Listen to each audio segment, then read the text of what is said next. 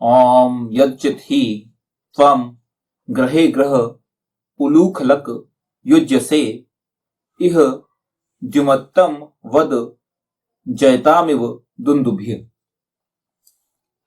जो कुछ भी तुम्हें उलूखलक प्रत्येक ग्रह में प्रयुक्त होते हो, नियुक्त किए जाते हो, यहां सर्वोत्तम प्रकाश संपन्न का उच्चारण करो, वर्णन करो विजेताओं की दुंदुभि के समान। यह जो मंत्र लिया गया है, यह ऋग्वेद के प्रथम मंडल के 28वें सूक्त का यह 5वां पंचम मंत्र हमने भी लिया है। अपनी माँ के घर में मम्मी से अपनी बातें करती, शेयर करती थी, जो भी उसको अपने यहाँ पे खुशी है, जो भी प्रॉब्लम हो रही है, वो अपनी वहां पे शेयर करती थी। पुरुष जो होता था अपने पिता, अपने भाई, बड़े भैया से, या अपने चाचा वगैरह होते थे अपने समाज में, फिर आपके दोस्त वगैरह होते थे। आज की डेट में क्या हो रहा है, जितने भी रिलेशंस हैं, जितने भी संबंध हैं, ये सबके सब फाइनेंशियली हो गए हैं, सबके सब पैसों के हिसाब से सोचे जाते हैं। इसमें आप ये नहीं पाएंगे यार ये मेरा हितैषी है। इसके लिए आप देखेंगे अब ये जो दुनिया भर की जो थेरेपी और जो सब चीजें आ रही हैं, वो इसीलिए आ रही हैं। इसके लिए आप, हमारी कोशिश क्या है, हम क्या कोशिश कर रहे हैं, हम कोशिश कर रहे हैं ये जो सारे वेद मंत्र हैं, जिसमें कि ये सब प्रॉब्लम का सॉल्यूशन है, क्लियरली दिया हुआ है, उनको आज की डेट में सही तरीके से प्रेजेंट कर सके, ताकि लोगों की जो पर्सनल लाइफ में या आपकी मैरिज लाइफ में जो प्रॉब्लम हो रही है वो सॉल्व हो सके। अगर ये हम करेंगे तो आप पाएंगे आपका लाइफ एक्चुअल में सेटल्ड है, सेट रहेगा।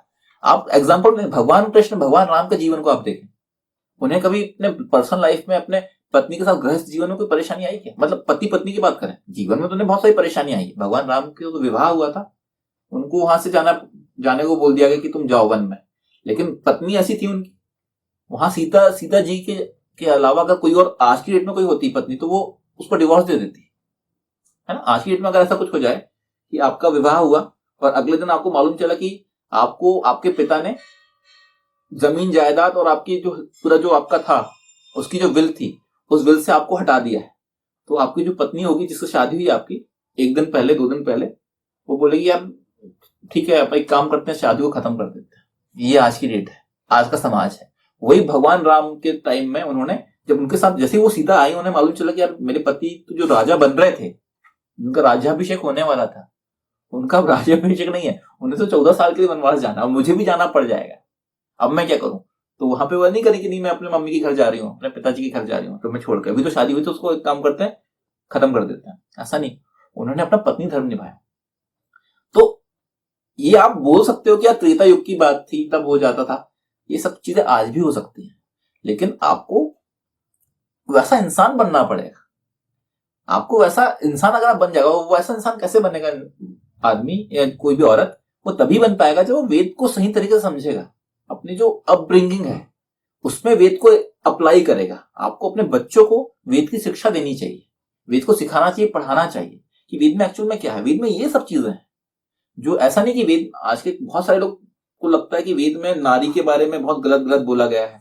आप देखेंगे ना, बहुत सारे लोगों के दिमाग में यही है भरा हुआ है आज के, कि वेद में नारी के बारे में तो बोला गया है कि तुम नारी आपके नर्क का द्वार है, नारी ऐसी है, नारी का कोई अहमियत नहीं, कोई इज्जत नहीं है। हमारे यहाँ अगर वो लोगों ने, किसी ने भी वेद को नहीं पढ़ा है, जो ये सब बातें करते हैं, वेद को अगर आप पढ़ेंगे तो आपको मालूम चलेगा कि नारी की सबसे ज्यादा जो इज्जत है वेद में की गई है, और सबसे ज्यादा वेद नारी को ही पूरे के पूरे अधिकार देता है। चलो, नारी के पास सारे अधिकार हैं, और इवन शादी विवाह का अधिकार भी नारी का ही है। स्वयंवर का अधिकार वेद में ही बोला गया है कि नारी डिसाइड करे कि उसे किससे विवाह करना है, पुरुष को अधिकार नहीं है। आप भले एलिजिबल हो, लेकिन आप ये नहीं बोल सकते मुझे इससे शादी करनी, वो लड़की बोलेगी आप किससे शादी करना चाहते हैं। ये वेद की व्यवस्था है। तो उसको समझ के हम अगर सही से जीवन को अप्लाई करेंगे, जीवन में अप्लाई करेंगे, तो आप पाएंगे आपका वैवाहिक जीवन भी एक अच्छा जीवन हो जाएगा।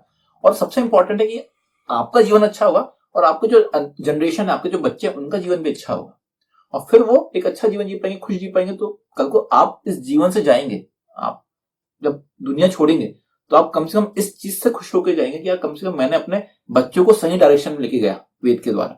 तो ये सबसे इंपॉर्टेंट। एक्चुअल में बाद में आपके जाते टाइम आप पैसा नहीं काउंट करेंगे यार मैंने बहुत करोड़ों कमाए, आप देखेंगे आपको खुशी कितनी मिली। एक्चुअल खुशी जो है वो भौतिक खुशी नहीं है, एक्चुअल खुशी यही खुशी है इसलिए इसको समझने की आवश्यकता है और आज की डेट में इसको अप्लाई करने की आवश्यकता है। जो कुछ भी तुम्हें उलूखलक प्रत्येक ग्रह में प्रयुक्त होते हो, नियुक्त किए जाते हो, जहां सर्वोत्तम प्रकाश संपन्न का उच्चारण करो, वर्णन करो विजेताओं की दुंदुभि के समान।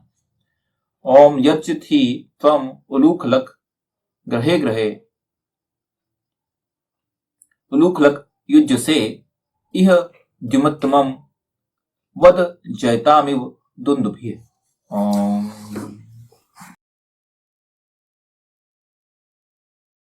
वैदिक पर्सपेक्टिव के इस YouTube चैनल को सब्सक्राइब करें, वीडियो को लाइक व शेयर करें।